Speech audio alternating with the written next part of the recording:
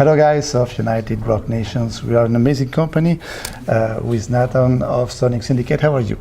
I am awesome. Good to be back in France. Finally, it's been a long time since we played Paris, so it's good to come before we do the tour and stuff to let the word out that we're coming with our new album.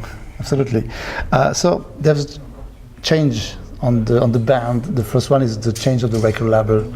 Nuclear Blast, exit on the Nuclear Blast, then you have a new record company, The Spots Records. Tell us what happened exactly, why this change? We've been with Nuclear Blast for a long time. We've done 1, 2, 3, 4, plenty of albums with Nuclear. And over the years, Sonic has kind of evolved into a completely different band than the band that they originally signed. And I'm not saying they weren't supporting us, but as you do with all things, you kind of drift apart from the main focus. I know they're working a lot with some major US bands like Slayer and things that they've signed. So we kind of felt, and they kind of felt that the focus wasn't going to be on us, and they didn't want to do the new album with us. So it kind of made a perfect kind of point in our career to work with a different label now that we've been let go from Nuclear, and it kind of gave us a fresh start as a band to explore what else we're capable of. Fantastic. So you're happy? Very happy. I mean, at first, we were just like, okay, we're without a label. What do we do? We questioned everything. We've been with them for so long, and we were just like, is it something we've done wrong? And we even got to the point where we were just, because it's only the three of us, it's me, Robin and Misha, and we were just almost like, do we even want to continue with Sonic Syndicate anymore? And there was a short period where we were just like, shall we carry on as a band? And after thinking about it, it was obvious, yes, we're going to, because we're all still so much in love with the band. We've got such great fans who are into all the different kind of music we've done. We owe it to them. And more to the point, we couldn't waste this connection. Me and Robin have just grown up together, basically evolving in our taste in music and everything that we've written. And we just knew that we had so much more to give still. And now was the perfect opportunity just to go after that and see what we were capable of. So let's talk about the musical new orientation. The more time passes, the more you move away from the metal influences. Is it a natural evolution? Tell us more about this change also. It's kind of not a conscious kind of thing. It's not like I said, we want to get away from metal, but we've done so much of it. We've written some awesome metal albums, and we've been a part of the genre for quite a long time. It's just a case of we're all musicians and we like challenging ourselves. And not only that, as we've grown up, we listen to all different styles of music. And I think we're just music fans at the end of the day, and we're consuming music like everyone else. And it's just getting so much easier just to listen to different styles of music and still keep it rock and roll and still keep the metal in there. And we're just music fans exploring what else we can do as a band. And naturally the kind of path has gotten away from this die-hard kind of metalcore melodic death genre that the band originated from, with your In Flames and Soilwork and stuff. Yes. There's still going to be some of my favorite bands. Bjorn is one of my favorite singers on this fucking planet. But we just want to see what else we can do and enjoy writing music. And it was almost like if we wrote another, I hate using labels, but core album, then you would know what to expect, and it's like the listener could almost tell what the album was going to sound like. And I understand, yes. And I think if you're predictable in that way, then you're not going to write your best work yet. We wanted to surprise ourselves and surprise the listener. And it works. So tell us about the songwriting process of the album. Usually it's Robin who brings the main ideas on the band. How it works for this new album? There's no doubt about it. Robin's a powerhouse when it comes to understanding music, and he's just such a great songwriter, and he's just gotten so good at keyboards and exploring different soundscapes and stuff. So it's almost like Robin can lay out the canvas and I'm kind of working at it with him, introducing different melodies with the vocals and stuff, and we go back and forth between the two of us. And you know, he's one of the most talented songwriters I've ever worked with, and every time we sit down with each other we can just come up with a new melody and a new hook and build a song so quickly, and it's just the chemistry that we have between each other. So yeah, the songs just bloom whenever we just decide just to get some music down.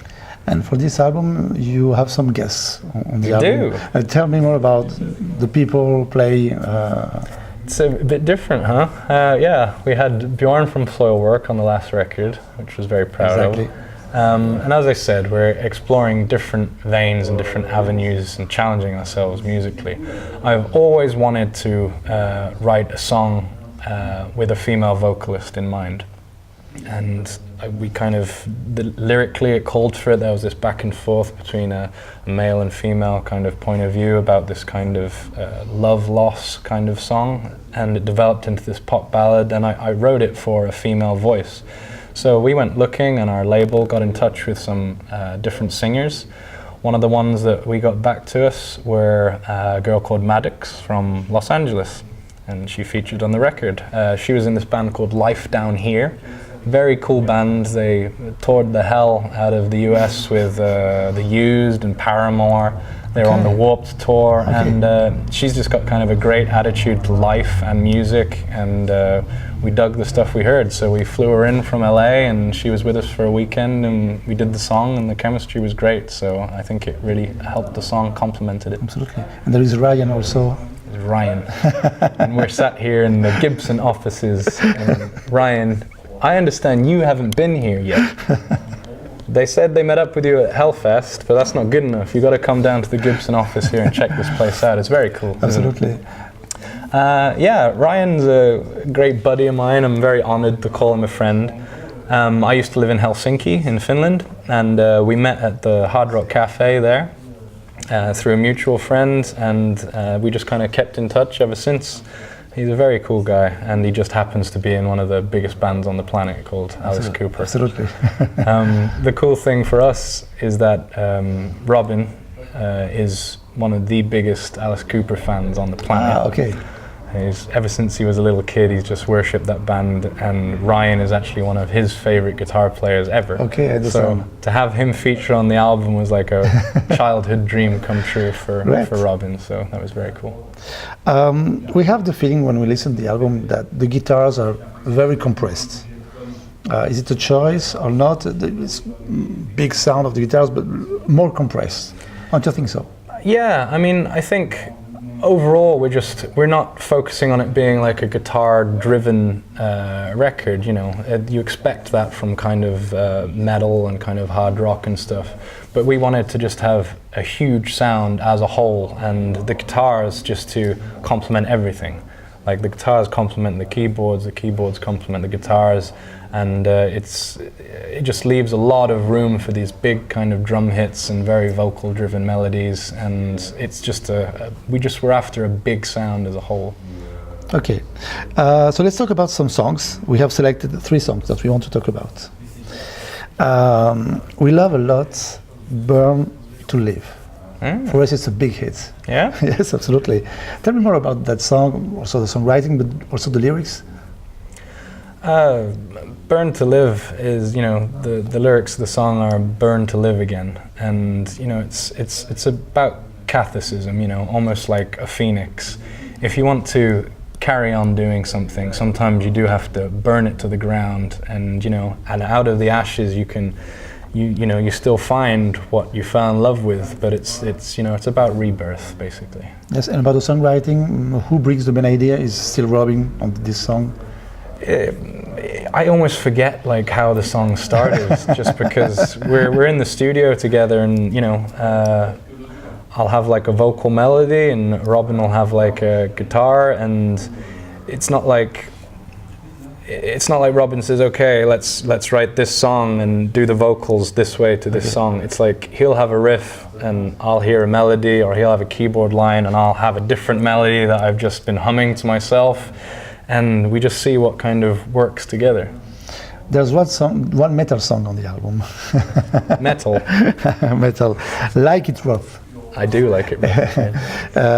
Tell me more also about that song. It's a different song from the other songs of the album. Yeah, it stands out a little, doesn't it? We've always just been into these kind of dirty kind of rock and roll kind of sounds. We love our Papa Roach, Danko Jones, things like that, and these kind of just a great guitar riff and like these like kind of rock and roll vocals that kind of just like punch along with it. And the song just felt dirty, so I just wanted to write some dirty lyrics. You'll play it live? Yeah. Yes. Oh, I let that slip. And about the lyrics of that song? It's very simple. It's animal instinct. You see a girl across the room and alarm bells start going off in your head. You know if you talk to this girl, she's going to be trouble. You know that she is going to just make you do things you don't want to do, and heaven forbid if you actually end up in a relationship with her, she's going to eat you alive. But you do it anyway, just because you can't help, you can't resist. That's what that song's about. Great. Start a War is the second song you have revealed before the release of the album. For us, it's a better single than Confessions.